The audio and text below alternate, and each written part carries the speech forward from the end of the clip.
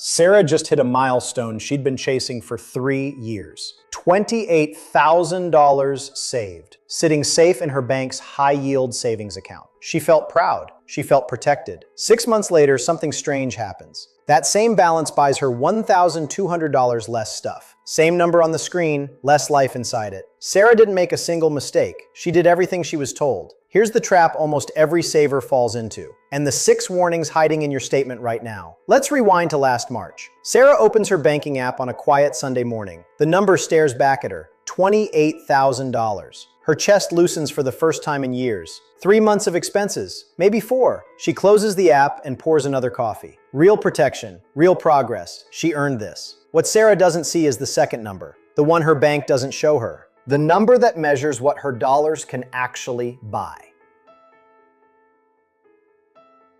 That number has been shrinking. Quietly. Every month. Every week. Every payday she added to the pile. By the end of this video, you'll know exactly how much cash belongs in savings. You'll know where the rest goes. And you'll have a simple decision tree that protects every dollar above your safety line. No market risk, no locking up your money for years, just smarter parking spots for cash that's already yours. Quick note before we go further, I'm not a financial advisor. This isn't personalized advice. It's what the data shows and what the math says. Always do your own homework before making money moves with your savings. Now here's the part that gets me. The bank charging Sarah nothing in fees costs her more.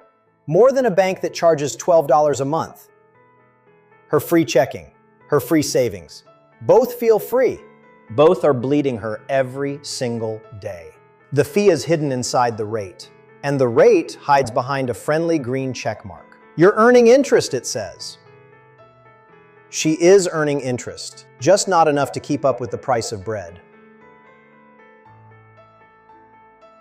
Trap 1. The high-yield mirage. Let's go back to Sarah's account. Her bank advertises a 4% annual yield. Big number, bold font, green text. It feels like a win, and on the surface, it is. But the surface is where most savers get caught. Here's the part the marketing leaves out. Sarah pays federal income tax on every dollar of that interest. She's in the 22% bracket, so that 4% isn't really 4% for her. After tax, it shrinks to about 3.1%. Still positive, still feels fine. Now subtract inflation. The latest reading hovers around 3.2%. Sarah's real return after taxes and after inflation is roughly negative 0.1%. Let that land. Her high-yield savings account is producing a small loss in real life. Not a gain, a loss. On $28,000, that's about $28 a year disappearing into the fog. Small, almost invisible, easy to ignore. But Sarah keeps adding to the pile, so does her future self. 5 years from now, that pile is $60,000, then $90,000, then $120,000. The negative real return scales with the balance. The hole gets bigger as you fill the account. Picture 2 glasses of water. One sits in a closed cabinet, the other sits on a sunny windowsill. Both look full when you check them, but every day the windowsill glass loses a few drops to evaporation. Sarah's savings account is the windowsill glass. It looks full. It evaporates anyway. Now you might be thinking, 4% beats the old 0.25% my parents earned. And you're right, it is better. But the question isn't whether your account beats 2005. The question is whether your dollars are growing or shrinking right now. For most savers, the answer is shrinking, slowly enough that nobody notices. Real yield is what matters, not the headline rate. Write that one down. Trap 2, the cap confusion. Sarah doesn't have a savings problem, she has a routing problem. Here's what I mean. Her real emergency fund need is about $18,000. That's 3 months of essential expenses.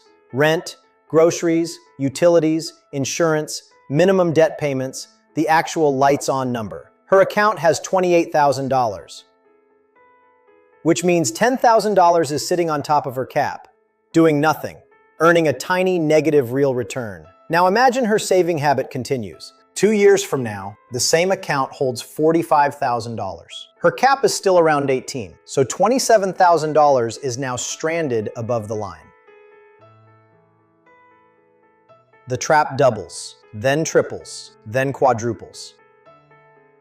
This is the silent killer. Most savers know they need an emergency fund. Almost nobody knows the cap on top of it, and they keep stacking.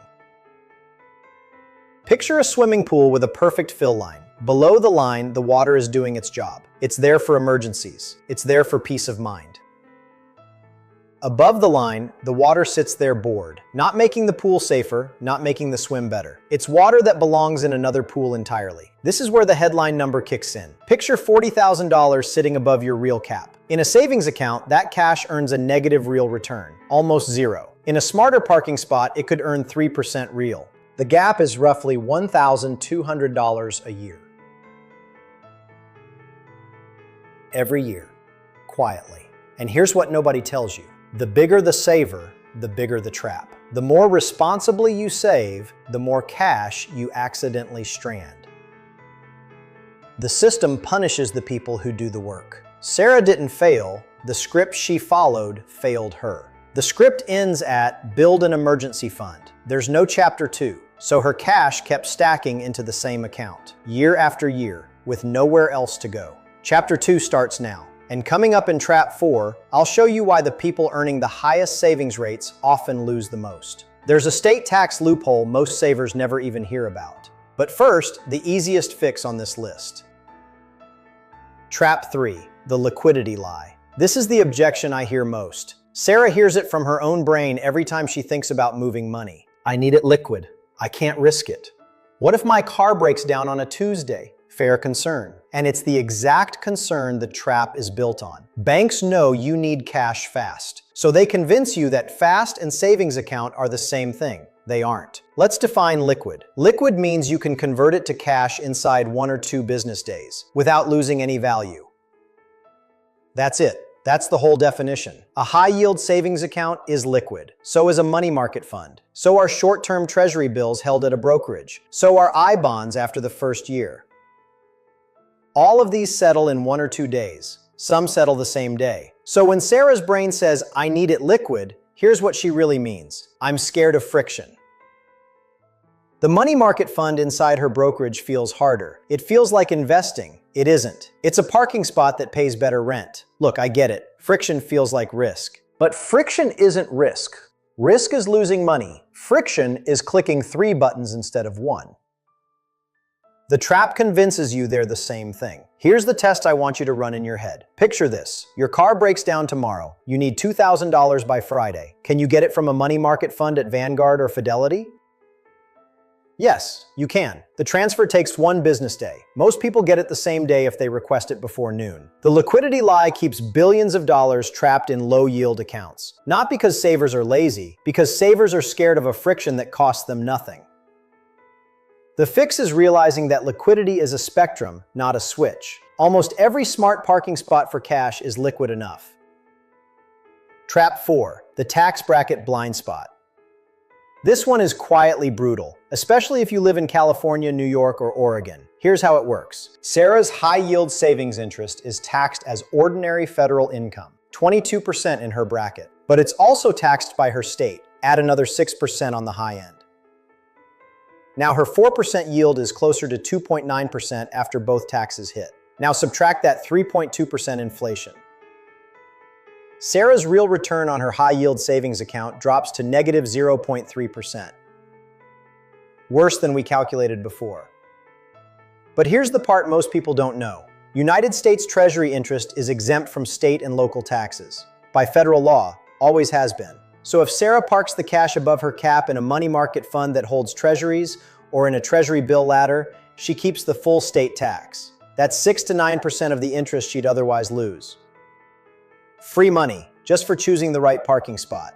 Let me make this concrete. On $20,000 of cash above her cap, earning roughly 5% in treasuries, that's $1,000 of interest a year. Skipping state tax saves Sarah $60 to $90 a year.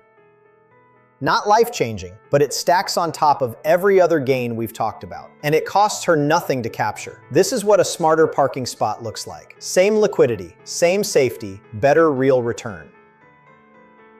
plus a tax break Sarah didn't even know existed. Most banks won't tell you this. Why would they? Their savings account loses to a treasury fund on every metric that matters. So they market the 4% loud. They keep the math quiet. The tax code rewards the people who read it, or the people who watch the right videos.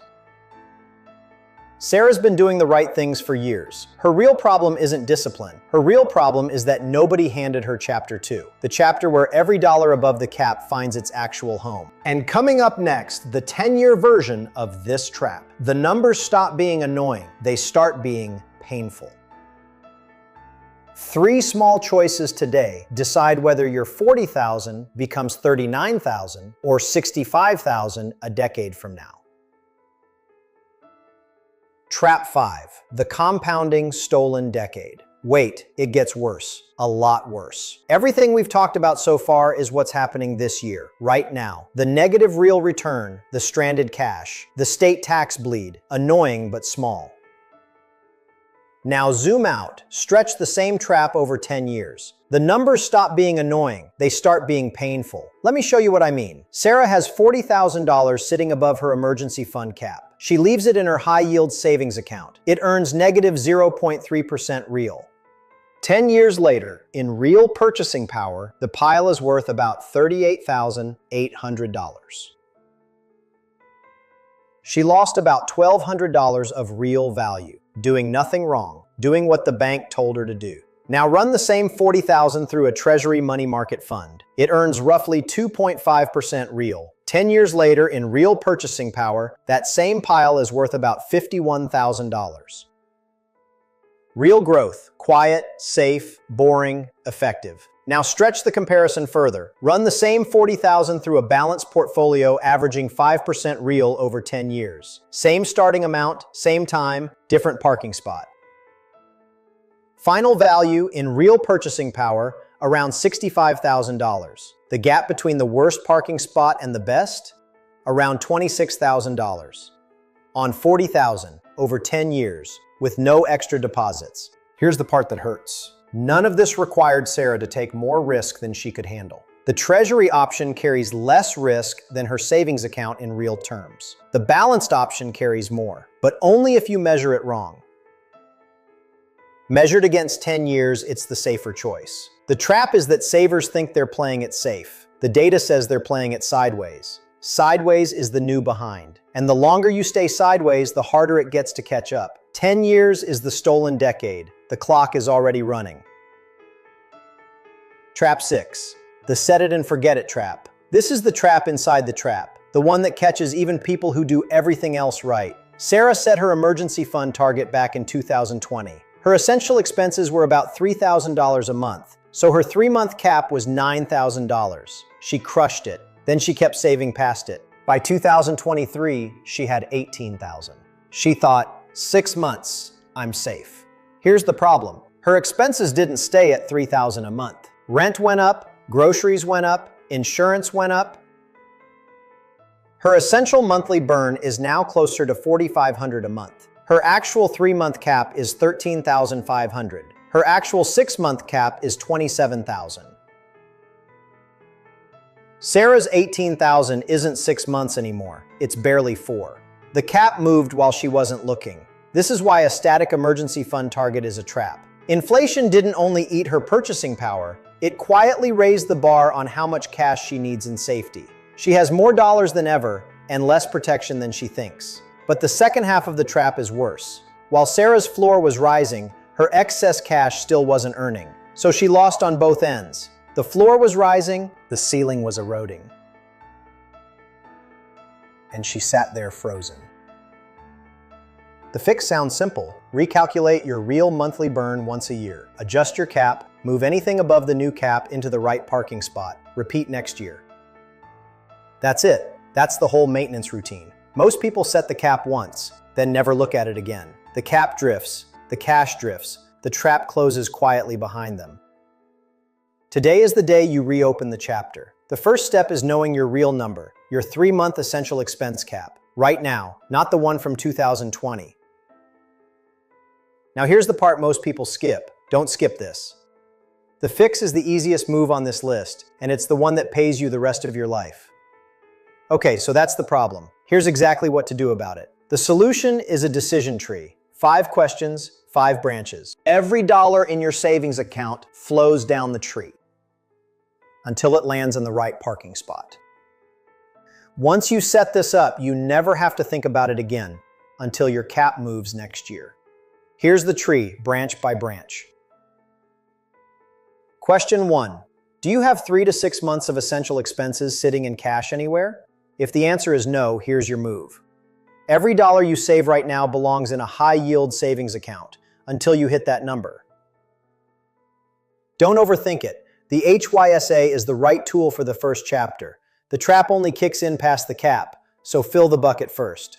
Question 2. Once you hit the cap, do you have any extra cash piling up on top?